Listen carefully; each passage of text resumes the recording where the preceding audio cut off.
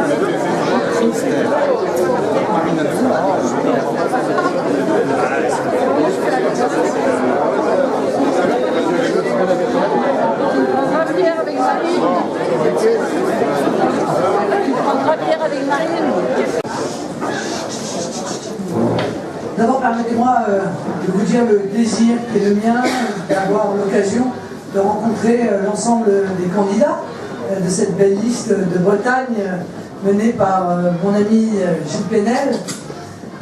Les circonstances sont évidemment en même temps terribles et historiques.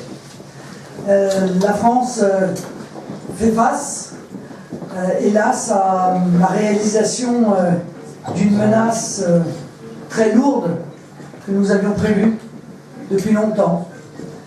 On est parfois malheureux d'avoir eu raison et en colère.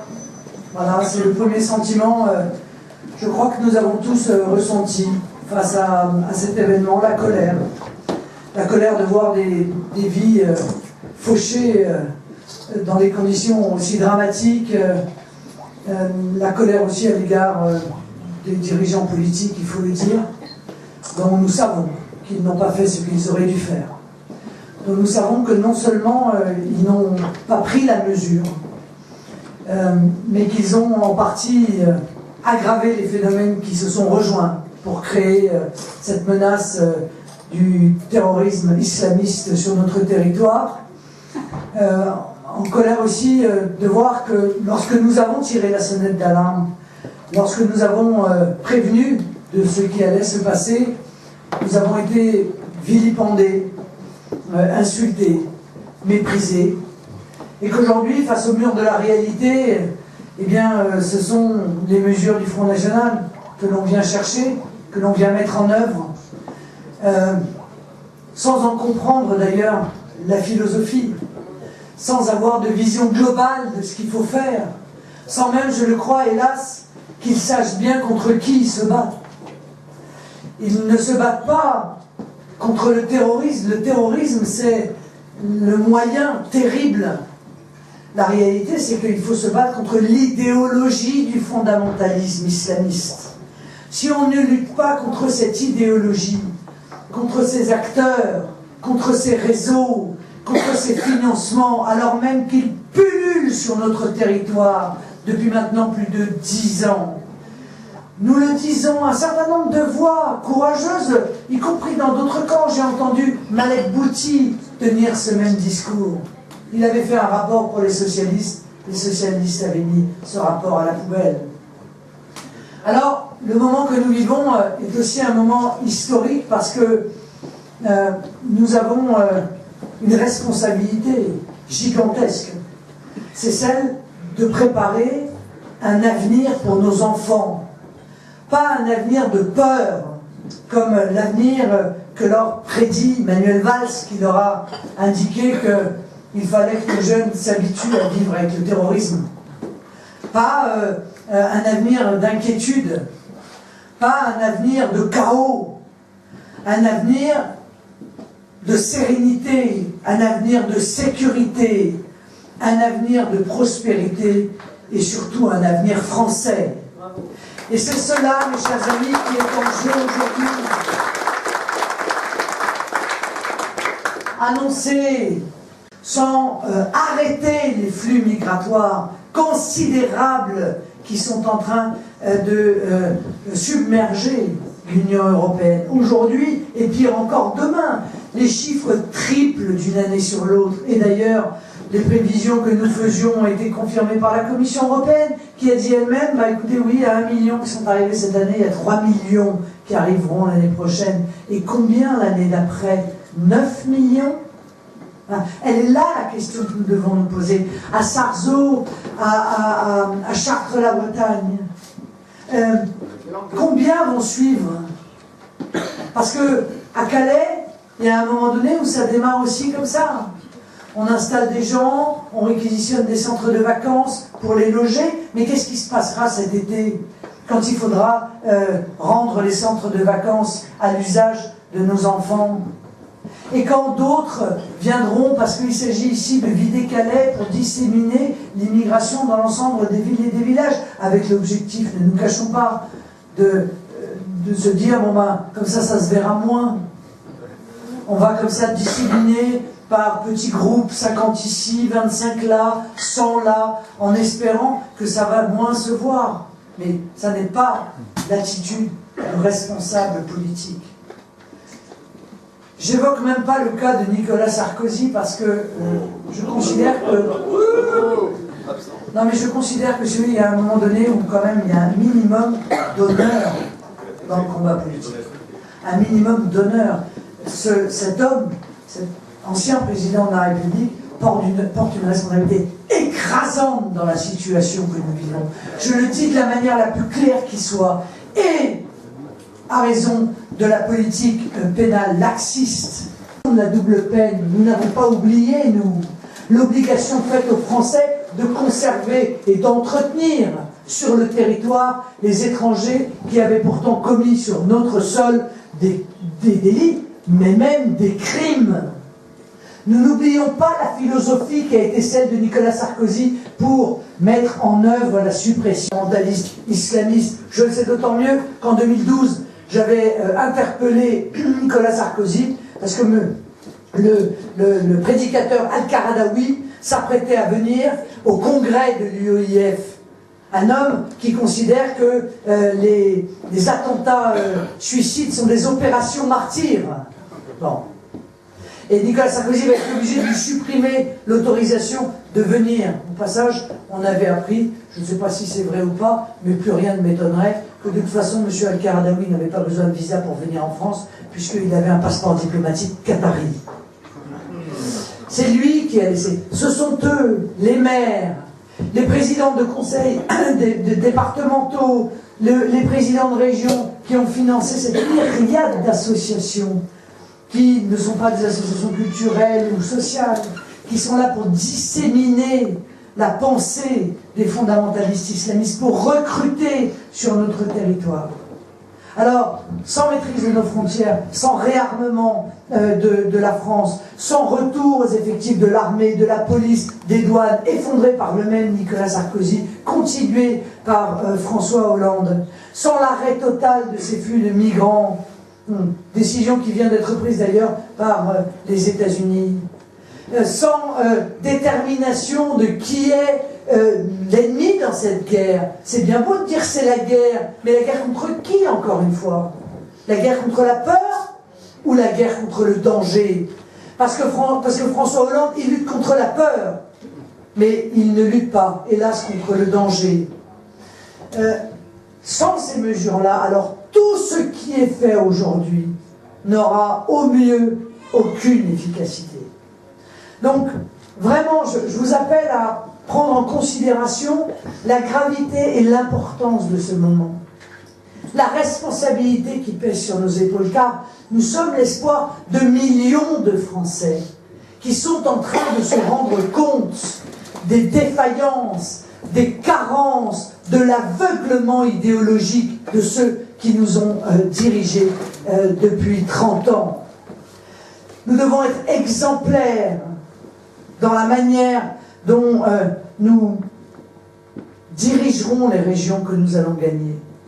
Exemplaires dans la fermeté qui doit être la nôtre pour défendre les propositions de bon sens que nous avons faites depuis des années dans le désert ou encore une fois face au dénigrement.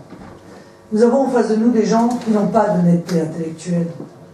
Ils sont capables, et ils le font d'ailleurs sans vergogne, de dire exactement l'inverse aujourd'hui de ce qu'ils ont dit demain. L'inverse. Sans même d'ailleurs être obligés de s'en justifier. Eh bien, nous sommes des gens droits. Nous sommes des gens honnêtes. Nous ne varions pas de conviction en fonction des sondages ou des événements. Nous défendons la France et les Français. Et nous le faisons avec des propositions de bon sens.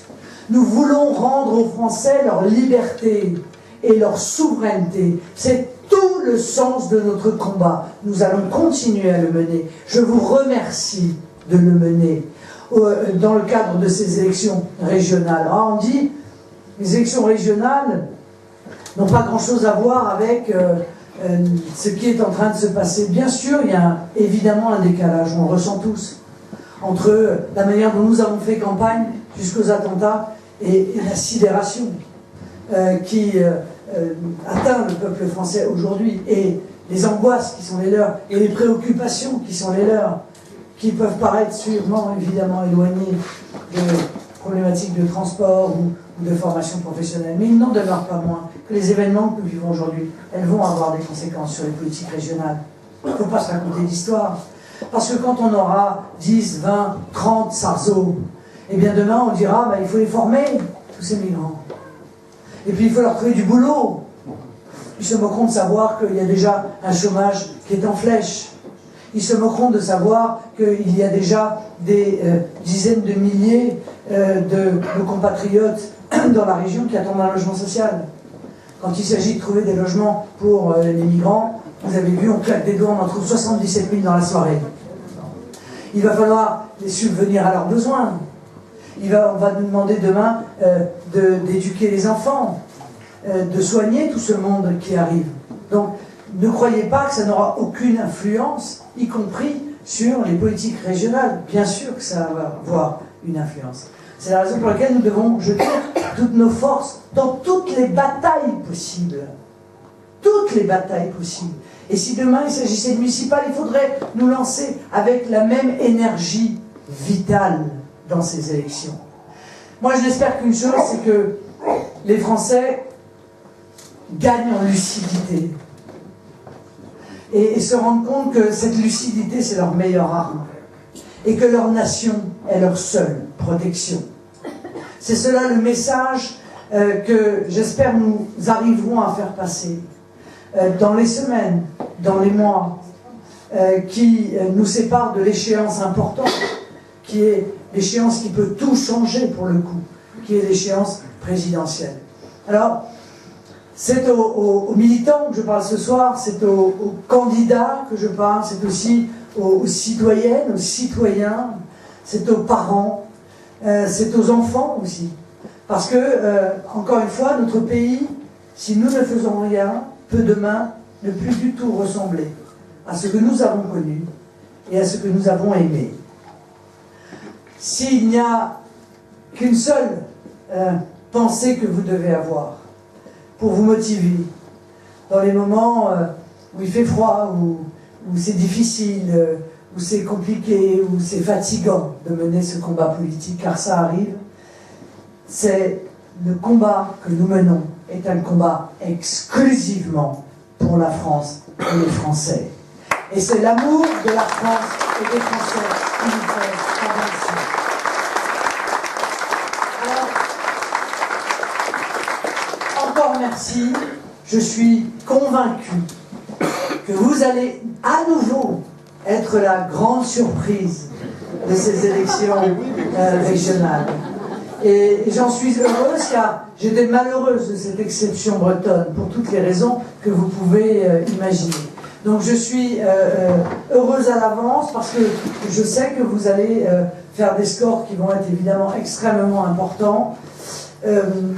J'espère, je l'espère d'ailleurs, parce que vraiment, pour le coup, vous êtes dans une situation où le ministre de la Défense, le ministre de la Défense qui a en charge nos enfants, nos fils, qui se battent, qui est censé être le ministre de la Défense d'un pays en guerre, si on en croit ce qu'a dit François Hollande, eh bien, semble n'avoir comme seul objectif que de gagner la présidence de la région et accessoirement de la conserver alors qu'il est en charge d'un ministère aussi important que celui-là.